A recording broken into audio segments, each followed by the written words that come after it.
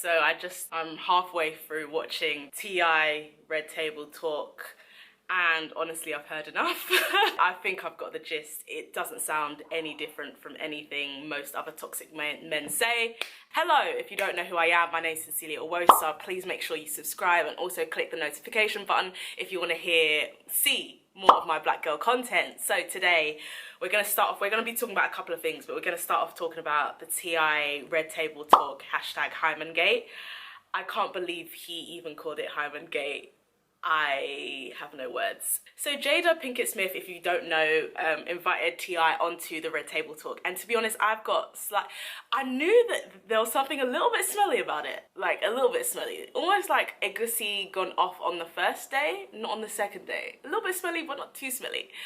Because a lot of these black celebrities know of each other, and probably, especially if you've been in Hollywood for ages, they've probably been friends for a really long time.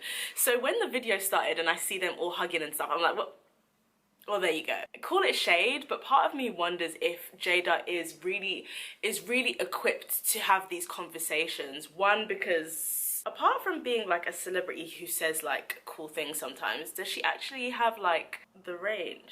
Like, I don't know if she's actually like read up on patriarchy and read up on the history of feminism and all of these different things. I worry that she's been kind of like thrust into this position of authority to speak about these things without actually having read any of the theory or done any of the deep work. She says some cool stuff sometimes. This is just a question. I genuinely don't know. But one thing I will say is I don't know if she can really be impartial. Yeah, I really wonder if she is able to be impartial, because like they're all hugging and stuff, and it's almost like she's giving him the benefit of the doubt, because she's like, oh, we know what you meant, but they didn't. How could any of this be misconstrued? Okay, so first of all, he starts the interview saying, I didn't know everyone would be so serious about it. It was like I was just exaggerating things, and it was kind of a joke to me. How is your daughter's virginity a joke? Yeah, I don't really understand how any of that could be funny. He also went on to kind of clarify his statements, and he was just like, oh, Deja's mother was there. Deja is his daughter. Deja's mother was there, and honestly, I don't know what any of that means. And this is like when we come into the conversation of things like coercion. I don't even get how like normal people don't understand how power dynamics work, because as somebody who studied law, it's even in contract law. Like, if someone's been coerced into signing a contract, it's possible that contract is now void. So if someone's being coerced because of the powerful figures that they have in their life that are influencing them to make certain decisions, surely that casts doubt on the decision that is being made. Are we in the Matrix? What's happening? This whole time, like, when he mentions like Deja's mother, that kind of makes me like kind of double down on Tiny and be like, Tiny, why are you here? Like, you're not even her mum. Like, I don't understand why Tiny seems wedded to embarrassment and shame. Like, the whole time she's at the table, like, I can see that she's kind of uncomfortable at the stupid stuff that T.I. is saying. Side note, T.I. actually is incredibly clever. Well, he's a great businessman. He seems to be fairly well-read, and he's super charming. Like, that rap TV show on Netflix, he's super charming, he's super funny. I can see how he could probably sweep women off of their feet, but in terms of his toxic views, woof, we gotta unpack. So the whole time Tiny's there, I'm kind of just like, Tiny, blink twice if you're okay, girl. Blink twice if you need us to come and get you. I don't know how we're gonna get to Atlanta, but we will find a way, sis, because you have to get out of there. The things that he has put that woman through, woof. T.I. was very like, he was emphasizing a lot on like how he wanted to protect Deja from the behavior of men who are just like nasty like boys. That's his words, though, not my own. And for me, I'm thinking, I'm looking at his rap lyrics, and I'm thinking, well, I'm not being funny, but you've said some crazy stuff about women in your time, and you know yourself that you've behaved a certain way to women, that you've, in his word, defiled women and slept with loads of women and treated women just like they're expendable. I'm thinking to myself, okay, so it's okay for you to behave that way, but it's not okay for other men to behave that way to your daughter. Or are you doubling down on your daughter's virginity because you know yourself exactly how you treated women, and you don't want men to treat your daughter like that? And for me, that brings up a whole conversation about like the dichotomy of womanhood, which is basically like Mary the virgin and Mary the whore. Like, you can, like, it's almost like women can only be either of the two. It really raises the question of, okay, like some women are worthy of respect based on how they approach sex, and some women aren't worthy of respect based on how they approach sex. And I actually spoke about this recently in my dating video about what Summer Walker was saying about Fun Girl. Oh gal, the building that you're doing, must it be done today? Very, very creepy to me. It's very, very creepy because it's like, okay, I'm gonna use these type of women for sex, but I'm gonna treat these type of women with respect. And when these type of women get killed, I'm gonna make sure that they're worthy of respect and we go to their funeral. But when sex workers get killed, sex workers get raped, women who are promiscuous get raped, or anything happens to them, they're not worthy of respect. They're not worthy of just human kindness. Just very wild. There was a bit in the interview where T.I. was basically like, oh, you guys need to like tell me then what I need to do as a father because clearly I'm not doing the right thing. And basically just he now starts moving into gaslighting and like victim territory where he's basically trying to get the women to feel sorry for him. Maybe this is something that works well for him. You know, he's a good looking man as well, so I'm sure that he's learned to kind of like use certain techniques to get women to feel sorry for him, and his looks and his light-skinnedness probably helps a lot with that. There's a lot of men out there who basically, you know, they just like, they give the sperm and they give the child money and that's all they do, and I'm not doing that, so like why am I being seen as a bad father? Julesy made a really good point, and she said it as I was thinking it. There's I don't know if she said it like this, I don't want to misquote her, but there's a real big conversation to have about black fatherhood. I really don't have the range for this because I haven't read into it very well, and I'm hearing that some of the stats have been misconstrued over the years, but there's a big conversation to have about black fatherhood and about how low I feel the benchmark is for black dads. Don't get me wrong, there's black dads doing amazing things. My dad's amazing, and there's so many incredible black fathers. Worried that because we have this certain negative view of black fathers, we now think that if a black father does anything above giving money and donating his sperm, even if going above means some toxicity, that is worthy of praise. As if doing anything other than that is worthy of celebration and encouragement, despite the fact that you might be traumatizing your child.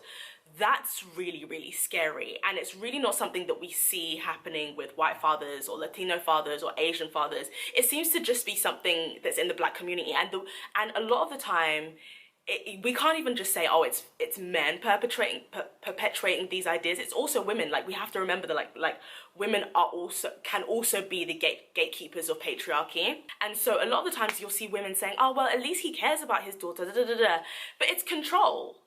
It's control. I mean, as for someone who's a virgin myself, I do believe in some ways that virginity is a social construct. Obviously, as someone who's a Christian, from the Bible standpoint and from what the Bible tree intended, virginity was meant for women and men to protect both of them and to ensure that when they got married, they would have that connection with each other and with each other only. Obviously, other people have different types of views.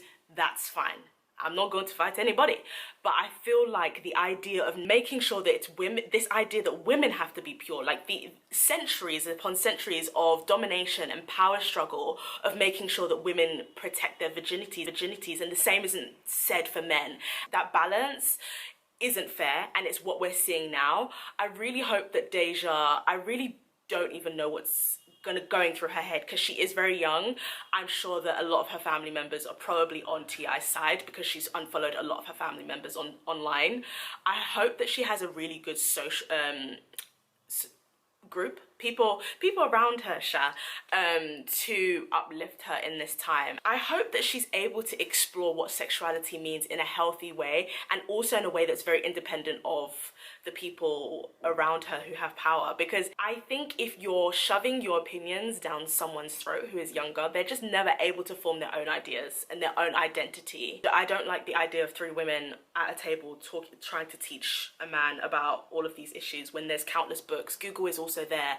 And the annoying thing, and Willow posted this on her Instagram stories, is the annoying thing is when you do spoon feed men this knowledge about patriarchy and about oppression, about women and how we're treated and how our bodies are policed, a lot of the time they'll just throw it back in your face and they'll be very, very defensive about it. Not too dissimilar from how white people react when you talk to them about issues pertaining to the Black community. So it's just very, very tiring. I think if men want to do the work, they should do the work themselves. I think if women want to have a conversation with men about these issues, they can. But I think the labor, the fact that the labor and the onus is on us to do the teaching, I'm not with it. The Summer Walker issue, she has a really nice stomach. That's by the by. Okay, so Summer Walker, loved her album. I doubt she was expecting, is it fame, attention that she got off of the back of that album. I think, as I've spoken about a lot, when it comes to celebrities and celebrity culture, there's this weird kind of ownership that audiences have over celebrities.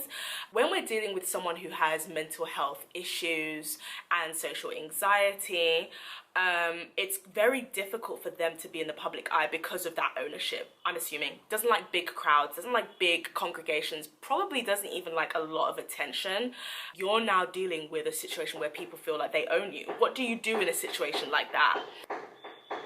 It's like Goliath is tap dancing on the freaking building. I think also when she's come out and talked about how she doesn't like to shower, people have misconstrued that because, you know, the internet. Like, there is this toxicness that comes with the internet where people don't give you the, not even the benefit of the doubt. People don't allow room for context. They kind of just take things on face value and they make their assumptions and they run with it. And I think it's to do with how fast-paced the internet is, that people just see people just see something and they're just like, oh, okay, that's what that thing is, and they run with it, and the rumor mill kind of just starts. So the rumor mill kind of started that she doesn't like to shower, which was misconstrued as she doesn't shower. Wendy Williams said something. I don't watch Wendy Williams that much anymore, so I don't know what she said, but Summer Walker recently came out and talked about how she's been treated and the fact that it is cyberbullying, and I totally agree. I really, really do pity her. I hate that word, but I not even pity, I see it. Like, I totally understand. I think there's such a lack of compassion when it comes to Black women who are suffering with mental health issues, and this is all stemming from the idea that Black women are supposed to kind of like have it all together. And I think it's also to do with kind of like, I think there's a sense of like, oh, you should be happy, like you're getting the attention, like you should be happy, probably from the Black community, because I guess it's kind of like, oh, like someone's making it, great, like you should be happy with the attention that you're getting. And the fact that people are saying that and kind of assuming that she's faking all of this, like, some of you actually need God, you know, like you need help. Why would someone fake that? Like, you can see how totally uncomfortable she was at the Soul Train Awards. Like, she didn't have much makeup on. I don't know if that was her choice, but from when I have seen her at other performances, she seems to be really like done up, like in her Instagram pictures and stuff. I don't know, I could be wrong. I also really worry about ownership, not only when it comes to audiences, but also when it comes to the music industry and these record labels, and the fact that like when you're creating songs and when you have albums and stuff, record labels own you. And so they're kind of forcing her to go to these award shows. They also force her to go to this acoustic performance that she clearly didn't want to be at. And I do think a lot of grace needs to be given to Black women with mental health issues. The fact that people think that she's faking it, it's weird, because other artists, I want to say people like Frank Ocean, have been very, very private and very kind of like awkward in terms of like their social interactions and how they approach social media and how much they share and how much they kind of like people have access to them. With Frank Ocean, it's been very, very limited. Like, I don't even know if he's come out with his other album that he's been promising people. I don't really listen to Frank Ocean like that, so I can't say. But the grace that he's been given is so much more than Summer Walker is given. And I think also when it just comes to other, like, artists who are white or who are just non-Black in general, part of me is really happy that Summer Walker's talking about this, because at least, like, I'm freaking hoping that that will kind of like change the narrative and change the view of how Black women are viewed, and how we need to change this kind of like strong Black woman BS nonsense. But at the same time, it's like, as soon as you're, and I've spoken about this before, like, as soon as you're open about your mental health struggles, people either use it against you or they just don't take you seriously, especially as a Black woman. And it's really hard to see. I'm hoping that she has a really, same with Deja. Black women really be struggling out here in these streets. I really hope that she has a good support network around her, probably like a therapist or a counselor who can help her go through this very, very difficult, huge life change at this point. Like, this should be actually like the most amazing point in her life, but people online have made it a living hell for her. I think also the fact that she's very open and free about her sexuality makes people think that you can't have social anxiety at the same time. So she posted like this really like sexy picture of her in a I think it was like a jumpsuit or whatever, and her bum looked really cute and whatever, and people were just like, oh, so you ain't got social anxiety now. And once again, a really big conversation needs to be had about how people express their sexuality and how people are multi-dimensional creatures who, yes, people enjoy sex, but they can also have traumas, people can also have anxieties, people can also have depression. The fact that you're open about your sexuality, or the fact that you flaunt your body, or the fact that you're confident about your body, or the fact that you talk about sex doesn't mean that you don't have issues. It's so weird. And like, again, I'm happy that someone like her exists so that we can have these conversations, and so I'm hoping people can learn the price that she has to pay just so that we can have these open conversations. Like, I don't know if it's worth it, because stuff like this, like every day, oh, mental health is so important, every day, oh, like, we need to be kinder to people, every day, oh, suicide is killing people, but then you guys are still so toxic, especially to Black women. It's trash. Yeah, I hope you've enjoyed watching. Please let me know what your thoughts are on this whole Summer Walker and Deja thing. It's a freaking mess. It's a mess, but I would really love to know what you think. Please comment below, and make sure you subscribe, make sure you click that notification button, and I'll be back again soon. Bye.